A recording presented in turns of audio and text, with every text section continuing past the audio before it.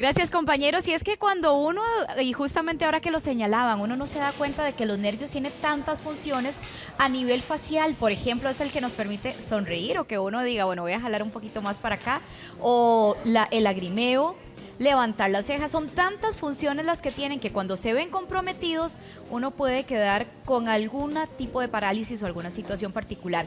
Pero hoy vamos a hablar justamente de esos nervios que comprometen y qué podemos hacer si tenemos una parálisis. Y hoy tenemos aquí al doctor Pablo Campos. Doctor, muy buenos días. Muy buenos días. Gracias por acompañarnos. Para servirles. Y la primera pregunta para aquellas personas que están en casa y tienen comprometidos esos nervios, ¿se pueden recuperar al 100%? ¿Sí hay recuperación? Hay recuperación al 100%. La parálisis facial tiene muchos tipos.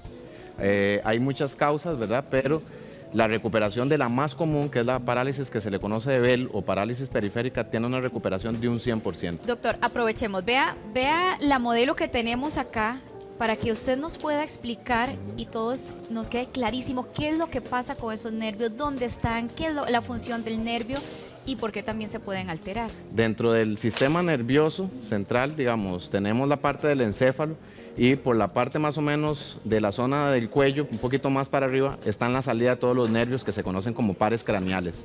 Estos pares craneales, hay un séptimo par que se le conoce como nervio facial, que tiene la salida exactamente más o menos por acá, por detrás de la oreja, como se ve identificado acá en la modelo. Queda clarísimo. Entonces, este nervio tiene una función mixta que se le conoce, que es motor y sensitivo.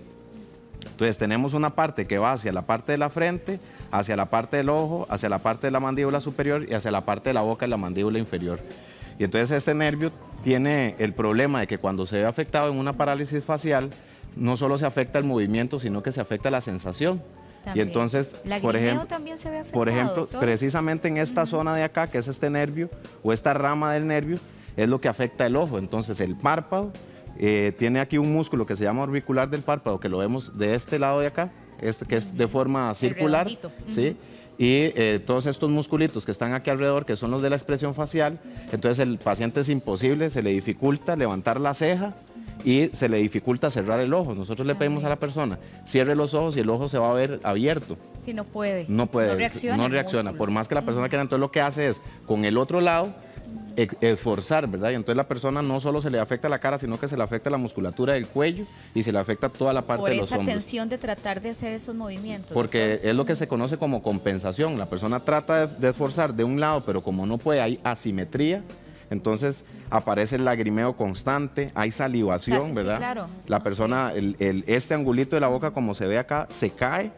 Y es imposible para la persona, la lengua pierde movilidad. También. Este ángulo es muy importante porque, como vemos acá, todos estos músculos son los que elevan y trabajan con la sonrisa. Pero también por dentro, todos esos músculos trabajan en conjunto con la deglución en esta zona de acá. Doctor, ¿y cuáles son las causas y cómo podría prevenir yo llegar a que me dé una parálisis facial? Bueno, causas hay muchas.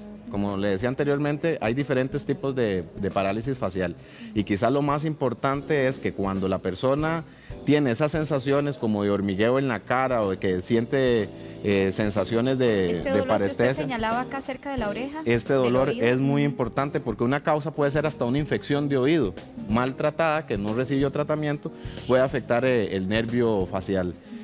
Hay causas que lo que se le conoce también como que es idiopático, que no se sabe qué fue lo que lo causó, pero también se le atribuye mucho a los cambios bruscos de temperatura. ¿Eso es cierto, doctor?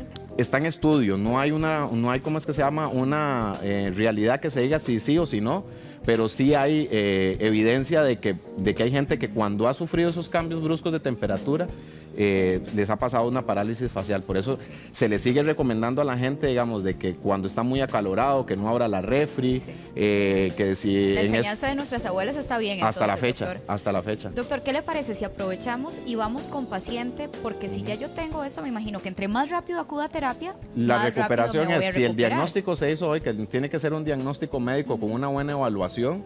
Si el diagnóstico se hizo hoy, mañana hay que empezar la terapia. El proceso de rehabilitación tiene que ser inmediato. Prácticamente. Tiene que ser lo más precoz. ¿Sí? Vamos entonces, le agradecemos a nuestra modelo que quedó con ese detalle muy, muy claro y vamos a conocer qué es lo que se puede hacer para recuperar. Entonces, doctor, ¿cuáles son las terapias? Actualmente están en boga muchas terapias.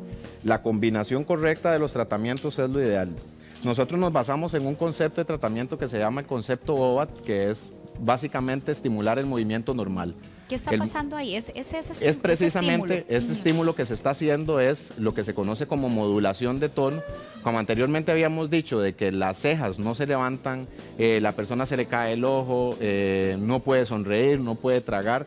Entonces, la modulación de tono es enseñarle al músculo a contraerse nuevamente porque ha perdido la capacidad de fuerza.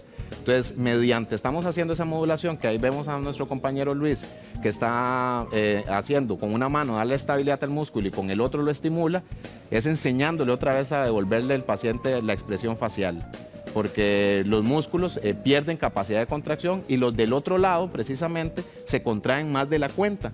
Claro, entonces están haciendo un doble esfuerzo. Están haciendo un doble esfuerzo y eso no permite que el lado de la parálisis se contraiga correctamente.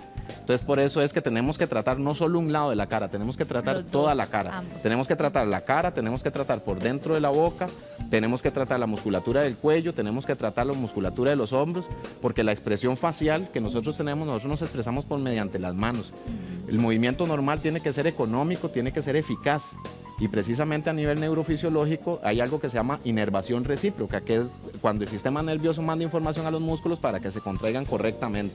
Okay. Pero precisamente cuando no ha habido una buena correlación de esa lesión, entonces esa inervación recíproca se pierde. Entonces se contraen unos y los otros no. Y músculos que tenían que dar estabilidad no la dan. Y entonces por eso es que se da esa simetría precisamente en la cara. Perfecto. Doctor, otra de las terapias, porque aquí usted esta es la terapia manual, esta es la terapia también manual. Hay láser y también tenemos electroterapia. Podríamos verlas y para que usted nos explique el complemento de... Nada más a corrernos un poquito para atrás por el uso del láser.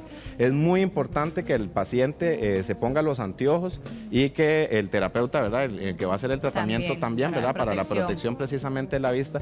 ¿En qué consiste el láser? Bueno, precisamente cuando hay una lesión de estas, en las primeras etapas, la persona tiene dolor por detrás de la oreja. Y eso se da, ese dolor que se da por detrás de la oreja es una irritación del nervio, precisamente. Y entonces, ¿qué es lo que buscamos con el láser? Es estimular esa irritación del nervio correctamente con el puntero. Yo le voy a pedir a Luis en este momento que retire un poquito el puntero del láser, ahí se ve la luz. Para que se vea, ¿verdad?, el detalle. Ahí se ve la luz y entonces lo que buscamos es tratar o estimular esas sensaciones de irritación, de dolor y de hormigueo que se dan en estos pacientes, para que cuando vayamos a hacer la estimulación manual el paciente correctamente se pueda mover. Nadie en esta vida se puede mover correctamente con dolor. Entonces, lo primero que tenemos que tratar es el dolor. Una vez de que más o menos aproximadamente unas 10 sesiones que se han hecho de tratamiento del dolor, empezamos con el proceso de reeducación muscular. Doctor, dígame una cosa, en ese proceso nosotros podríamos hacer cositas puntuales en casa para ir estimulando ese músculo, ese nervio. Hay varias actividades que se hacen precisamente. Voy a acercarle esto acá a la paciente. Sí, o podemos hacerlo también con la modelo. Sí, perfectamente. Ya que la paciente está acostadito, para hacerlo acá. Le vamos a listar lo de la electroterapia a la paciente, que es otro tratamiento muy importante. ¿Qué pueden hacer en casa? Entonces? Nosotros siempre hay que mandarle actividad y ejercicios en casa, ¿verdad? Una cosa es la terapia, pero la lesión son 24 horas que tiene todos los días. Entonces, con la terapia normalmente que son de 3 a 5 sesiones por semana, pero el paciente tiene que hacer actividad en la casa. Perfecto. Y una de las actividades más importantes que le pedimos puede ser, por ejemplo, inflar globos, ¿verdad? Inflar globos, bombitas de estos de los chiquillos también. Hacer bombitas de estas de jabón. O frente al espejo le pedimos a los pacientes que lancen besos, ¿verdad? Sí, para estimular toda esta musculatura, precisamente toda esta musculatura, porque aquí estos músculos de acá son los importantes en el movimiento de la boca. Entonces le vamos a pedir a la modelo que sople y que trate de hacer burbujas en el agua. Hacer burbujitas, ¿sí? Entonces. Y aquí vemos cómo toda esta musculatura de acá y toda la de la deglución se empieza a activar, y precisamente la del mentón, ¿verdad? Y ahí estamos, y suelta. Entonces. Y otra vez. Y suelta. Y otra vez. Y suelta. ¿Cuántas veces debería hacer eso entonces, doctor? Precisamente es una excelente pregunta que hace toda la gente. No tenemos que contar ni series ni repeticiones, porque es una lesión neurológica. Si estuviéramos enfrente de una lesión ortopédica o traumatológica, es otra historia, ¿verdad? Tendríamos que hacer series y repeticiones. Pero en estos casos es como cuando yo le pregunto a la gente si usted cuenta cuántas veces deglutió cuando comió, cuántas veces habló o cuántas veces se intentó ponerse de pie. Todo Usted no el las día, contó. sí, Por eso es que a veces decimos prácticamente. que la mejor fisioterapia, las mejor fisioterapeutas son las mamás cuando le enseñan a caminar a los hijos porque lo hacen de una buena manera. Perfecto. Nosotros le decimos que lo haga sin caer en la fatiga, ¿verdad? Ok. Pero que lo esté haciendo durante varias Constantemente. veces al día. Muy bien, ¿sí? doctor, le agradezco muchísimo su tiempo, esta información tan valiosa. Muchísimas gracias por acompañarnos en esta Estamos para mañana, servirle. a nuestra modelo y también al terapeuta. Muchas gracias. Muchas gracias. Vicente.